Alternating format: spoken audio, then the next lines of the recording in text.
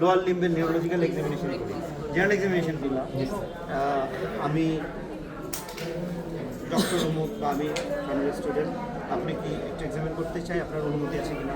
বাস ওকে, আমি স্যার একটু এক্সপোজ করতে চাই। স্যারই তখন বলবে দিস ইজ এনাফ, এর বেশি করা যাবে না। বা আমার ফিমেল পেশেন্ট যদি হয় দিস ইজ এনাফ, কিন্তু স্যার আমি ডে লাইট চাই, ব্রড ডে লাইট চাই। তো স্যার বললো যে এটাই আছে, করো।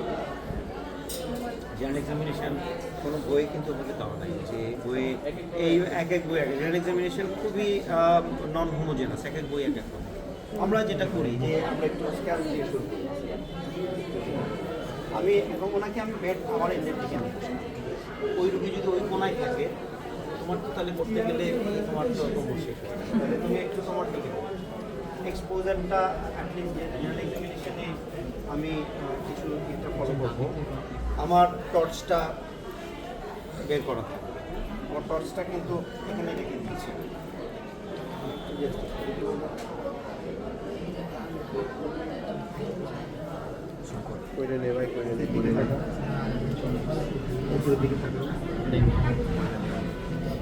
টর্চটা তারপরে তো বাবা জন্ডিস দেখার সময় আবার টর্চ মেরো না। জন্ডিস তো আর্টিফিশিয়াল লাইটে দেখা যায়। তারপরেও ওটা করো, আবার দেখলা বা দেখলা না, ভান করলা দেখা, বন্ধ করে পকেটে রেখে দিই। আচ্ছা আমি নামছি, ভুলেও লিফট নোডে হাত দেওয়ার চেষ্টা করবো। লিফট নোড শুধু ইনগুইনাল ছাড়া, ইনগুইনালে হাত দিতে হবে, বসে আমি একটু নিচে বাবা।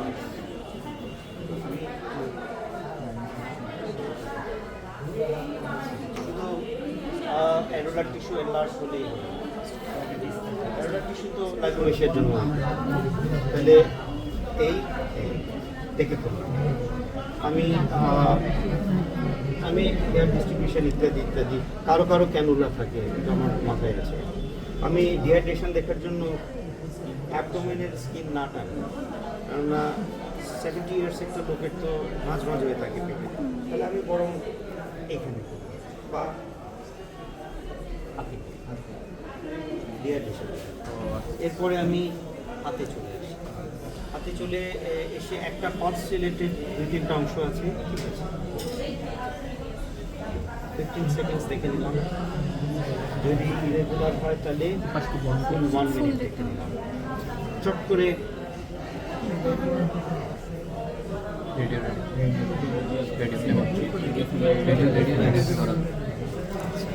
তাহলে এইখানে তুমি এই যে ইনগুইনাল লিফট নোড দেখে ফেললাম, পালসটা একটু দেখে ফেললাম। এরপরে নামছি আমি, হাতের কিছু দেখবো না, সরি এটা দেখে ফেলেছি হাতে। এরপরে আসুন তাহলে রেডিও ফিমোরাল পরে আমি হাতেই থাকি, হাত শেষ না করি, হাতটা ধরেই আছি। তাহলে আচ্ছা একটু দেখি বাবা, হাত দেখি একটু বন্ধ করো। ক্লাবিং দেখেছো, ক্লাবিং যদি পেয়ে যাও তাহলে উইন্ডো করো, আর ক্লাবিং একটু ভার করে ক্লাবিং না পেলে উইন্ডো করো বা ফ্লাকচুয়েশন করো। ফ্লাকচুয়েশনটা কি মানে রুটিন হবে নাকি এমনি? না ক্লাবিং যদি পাও, ক্লাবিং যদি পাও এবং এক্সট্রিম ক্লাবিং যদি পাও, এক্সট্রিম ক্লাবিং পেলেই তুমি উইন্ডো করবে। এক্সট্রিম ক্লাবিং পেলে, আর নাহলে দরকার নাই, ক্লাবিং না পেলে উইন্ডো করার দরকার নাই। এক্সট্রিম ক্লাবিং পেলেই শুধু ফ্লাকচুয়েশনে চলে যাবে, এটা তোমার জানা আছে। তারপরে ফ্লাকচুয়েশন টেস্ট যদি পরে সেটা গল্প আমি আসি পরে। আমরা একটু দেখে ফেললাম ইত্যাদি, পামারি রেথেমা ইত্যাদি ইত্যাদি, থিনার হাইপোথিনার ব্লাস্টিং। আপনি তো হাজার জিনিস দেখার আছে, হাজার নেইল ফোল্ডগুলো দেখার আছে। কোলোমাকে নেইল শুধু তো ক্লাবিং নয়, নেইল ফোল্ড, নেইল ক্রিজ ইত্যাদি ইত্যাদি, স্প্রিন্টার হিমোরেজ, অনেক কিছু দেখার আছে, অসলার নোট, কত কিছু। তাহলে এই হাতে থেকে এরপরে আমরা হাতটা ছেড়ে দিলাম, তাহলে হাতে ধরে পালস, রেডিও ফিমোরাল, দেন ক্লাবিং, দেন এগুলো আর কি। সম্ভবত এখানে ট্রেমর দেখার দরকার নাই, এটা জরুরি নয়। তাহলে এরপরে আমরা মিডিয়াল ম্যান্ডেলাসে 20 সেন্টিমিটার উপরে, জাস্ট এখানেও 15 সেন্টিমিটার একটু উপরে আমরা দিয়ে দিলাম দেখে। তারপরে একটু এডিপি একটু টাচ করে ফেলাম। জাস্ট একটু এডিপিটা একটু দেখে ফেললাম, একসঙ্গে দুটো এডিপি দেখে ফেললাম। এই যে ফার্স্ট ইন্টার ডিজিটাল এখানে এই যে দেখে ফেললাম। এরপরে একটু গিয়ে টো ওয়েবগুলো তুমি টো ক্লাবিং অ্যান্ড টো ওয়েবগুলো দেখে ফেললাম, গল্প শেষ। এগুলো কিন্তু 40-45 সেকেন্ড, এখন শুরু করে এ পর্যন্ত আসতে 45-50 সেকেন্ড বেশি লাগার কথা নয়। এবার একটু দেখি বাবা, উঠে বসেন তো, আমার দিকে পেছন ফিরে বসেন।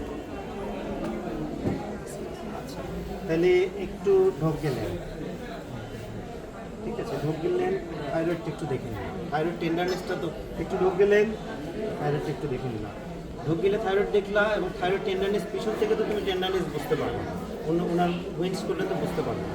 ঢোক গেলেন, এরপরে তুমি আসো এসে আমি এইগুলো নিয়ে এই যে আসলে সাবমেন্টাল ইত্যাদি ইত্যাদি, এখন সার্ভিক্যালে যখন আসবে সাবমেন্টাল, সাবমেন্ডিবুলার, প্রিঅরিকুলার, পোস্টঅরিকুলার করে ফেললাম। এখন আমি সার্ভিক্যাল চেন তো একদিকে আলাদা করে ফেললাম, এবং অ্যান্ট্রোপোস্টার বোঝার জন্য আমাকে স্টানোক্লিডোমাস্টয়েডটা তো জানতে হবে। তাহলে এই যে স্টানোক্লিডোমাস্টয়েড দেখছো না, স্টানোক্লিডোমাস্টয়েডের পেছনে, এই সামনে অ্যান্টেরিয়র, আর বেনেথ অ্যান্ড বিহাইন্ড সবই পোস্টেরিয়র। তাহলে এই যে স্টানোক্লিডোমাস্টয়েডের অ্যান্টেরিয়র, তাহলে এটা বুঝে তাহলে আমি কি করেছিলাম, এই করে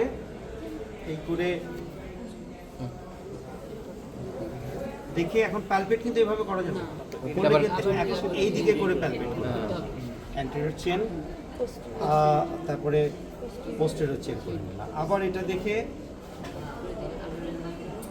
অ্যান্টেরিয়র চেন, তারপরে একবারে দুইটা, পোস্টেরিয়রটা একবারে করে জাস্ট অ্যান্টেরিয়রটা দেখার জন্য এই গল্পটা, অ্যান্টেরিয়র পোস্টেরিয়রটা দেখে ফেললাম, তারপরে এই পোস্টঅরিকুলার এগুলো দেখে ফেললাম।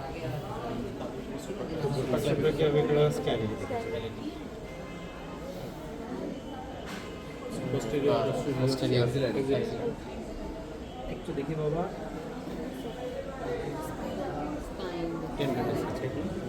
স্পাইনাল কর্ড, স্যাক্রাল স্যাক্রাল দেখে ফেললাম। এই যে ডিম্পল, স্যাক্রাল যে ডিম্পল আছে, ডিম্পল অফ ভেনাস, ডিম্পল, এই যে ডিম্পল দেখছো না, এই যে স্যাক্রাল দেখে ফেললাম। এমন তো হতে পারে যে দুই হাতেই করো, এক হাতেই করো, অসুবিধা কি, দুই হাতে বা এক হাতে, এটা কিছু যায় আসবে না। এদিকে ঘোরো শেষ হয় না। এই যে দেখো, এটা ইজি, এই হাতে এই জায়গায় কি এভাবে করতে পারবা, একেবারে ইজি। এই যে এই অ্যাপিক্যাল, অ্যান্টেরিয়র, মিডিয়াল ইত্যাদি সব দেখা যায়, তাই না? এই যে apical, medial, anterior, apical, medial, anterior, তাই না? তারপরে এই দেখো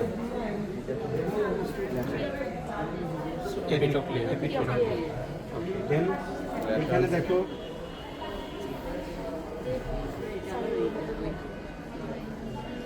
এপিক্যাল, মিডিয়াল, অ্যান্টেরিয়র। আবার দেখো এই থাম্ব এখন কাজ করবে। ও আচ্ছা। এখন স্যার আমি একটা ব্যাক টেস্ট চাই, I want to measure BP, I want to measure temperature.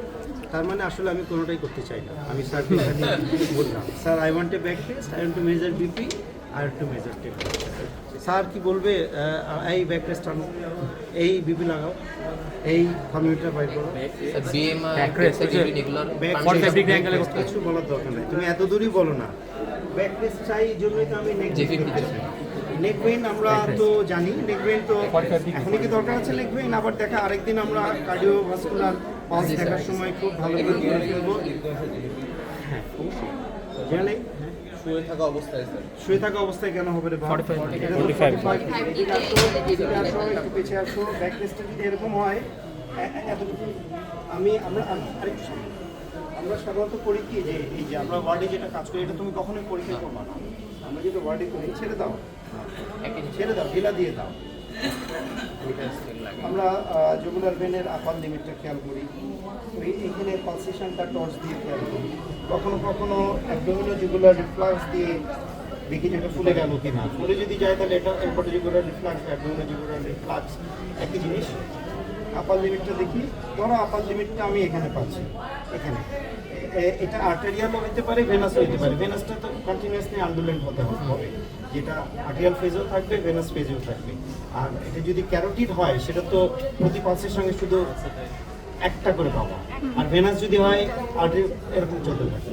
তাহলে এটা যেটা পাচ্ছ এখানে পাচ্ছি না আমি, ওর তো ওরকম রেঞ্জ না। তখন আমি কি করবো, gentle pressure at the root of the neck করবা।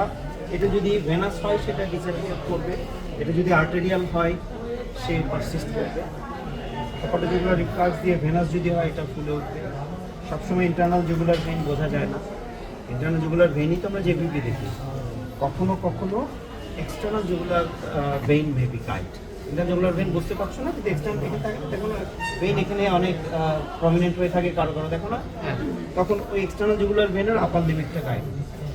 সাপোজ একটা কলম স্কেল আছে, আচ্ছা আরেকটা কলম, suppose I got the upper limit here, কলম আমি পার্সেন্টাইল যে এটা ওনার জেবিপি ধরো ভেরি রেইজড, হ্যাঁ, তাহলে কিন্তু আপার লিমিটটা আমি পাবো না, ফুলে আছে আপার লিমিটটা কিন্তু আমাকে পেতে হবে। এত রেইজ যে আপার লিমিটটা ওনার স্কালের ভিতরে ঢুকে গেছে, পাওয়ার উপায় নেই। তখন আপার লিমিট পাওয়ার জন্য আমি একটু চেষ্টা করে বশতভাবে একটু বসাই দিলাম, তাহলে কিন্তু আর একটু জেবিপিটা ফোল্ড করবে, তখন আপার লিমিটটা পেতে হবে।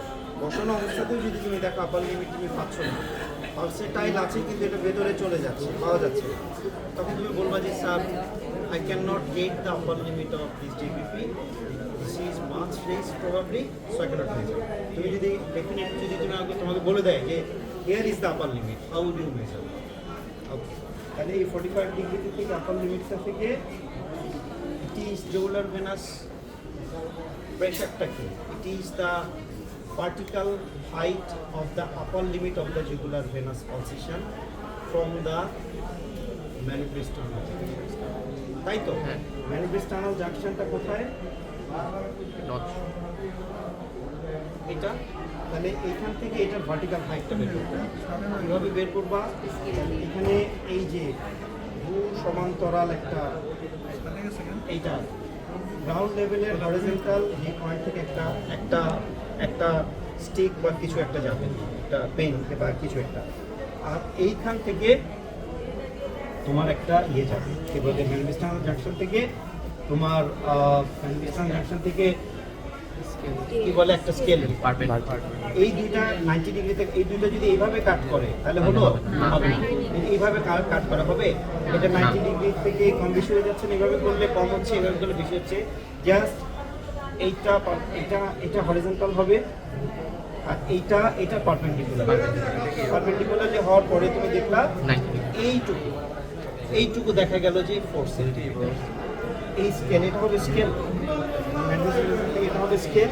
এই দুইটা যেখানে কাট করবে, ঠিক আছে, এই দুইটা যেখানে কাট করবে ওই ভার্টিক্যাল হাইটটা ওই 4 সেন্টিমিটার বা এটা হচ্ছে জেভিপি।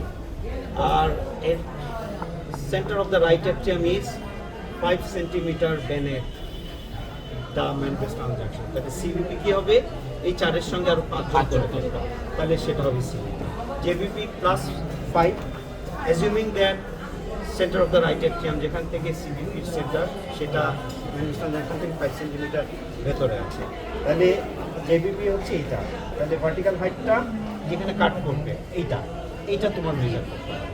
জেভিপি কখনো কখনো হেভি রেজড হতে পারে বা সুপার ভেনাকাবল অবস্ট্রাকশন যারা আছে, তুমি তো পালসেটাইলই পাবো।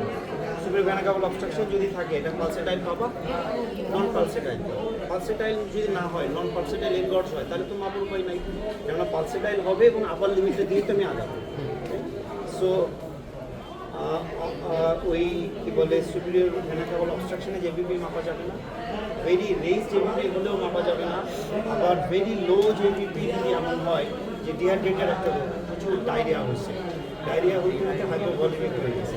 নর্মালি ওই জাস্ট একটা লেভেল অফ ক্ল্যাভিকুলার আপার লিমিটটা আমরা পাওয়া করবে তোমার আমার 45 ডিগ্রি করবে। কেন বলে তো সেটা আমরা কেন ওকে শোয়ায় রাখি না বা কেন ওকে বসায় রেখে রাখি না? 45 ডিগ্রিতে আমাকে কেন করতে হবে? জেবিপি মাপার জন্য 45 ডিগ্রি কেন করতে হবে? আমি ইরেক্ট অবস্থাতে কেন মাপছি বা আমি লাইং ফ্ল্যাট অবস্থাতে মাপছি? লাইং ফ্ল্যাট অবস্থায় মাপলে সাধারণ লোকেরা আপার লিমিটটাও উপরে চিত্র হয়ে যাবে, আর একেবারে যখন ইরেক্ট পশ্চারে বসবে তখন জাস্ট অ্যাবাভ দ্য ক্ল্যাভিকল থাকবে, এখান থেকে তো মেজার আর্থিক করবে। কিন্তু 45 ডিগ্রি পানির বোতলটা ধরো যদি এরকম হয়, এই নেক অ্যান্ড নেক পানির বোতলটা এরকম জায়গাতে আছে, এটা ধরো আপার লিমিট। এইখানে তুমি যখন এরকম করে রাখবা আপার লিমিটটা সাবমার্সড, আবার যখন তুমি শোয়াই দিবা পুরোটাই শুধু উপরে চলে গেছে। কিন্তু খেয়াল করে দেখো 45 ডিগ্রি যখন করবা, দেখো আপার লিমিটটা কিন্তু একটা জায়গাতে আসছে, সেখানে কিন্তু তুমি মানে ব্যবহার করতে পারছো। তো কারণ হচ্ছে নেগলেক্ট করলে নিচে নেমে যাবে, আবার সুপাইন করে দিলে উপরে উঠে যাবে। 45 ডিগ্রি করলে there is best chance of getting ইট। এবং এই যে 45 ডিগ্রি বা যে ডিগ্রি করছো, এই ডিগ্রিটাকে তুমি নালিফাই করতে পারছো না, কেননা তুমি তো ভার্টিক্যাল হাইট পাচ্ছ। সুতরাং অসুবিধা নেই। তাহলে জেবিপির একবার জন্য ব্যাকলেস তোমাকে কোনোদিনও দেবে না। আর আমার এক্সপিএস পরীক্ষাতে পারভিন কুমার ম্যাডামের নাম শুনেছো? পারভিন কুমার একটা বই, মেডিসিনের একটা বই আছে, পারভিন কুমার ক্লার্কের বই। হ্যাঁ কুমার ক্লার্কের যে পারভিন ম্যাডাম, উনি এক্সামিনার ছিলেন। শর্ট কেসে আমাকে জাস্ট এসে এখন অফ করতে পারো, এখন গল্প শেষ। হ্যাঁ, তখন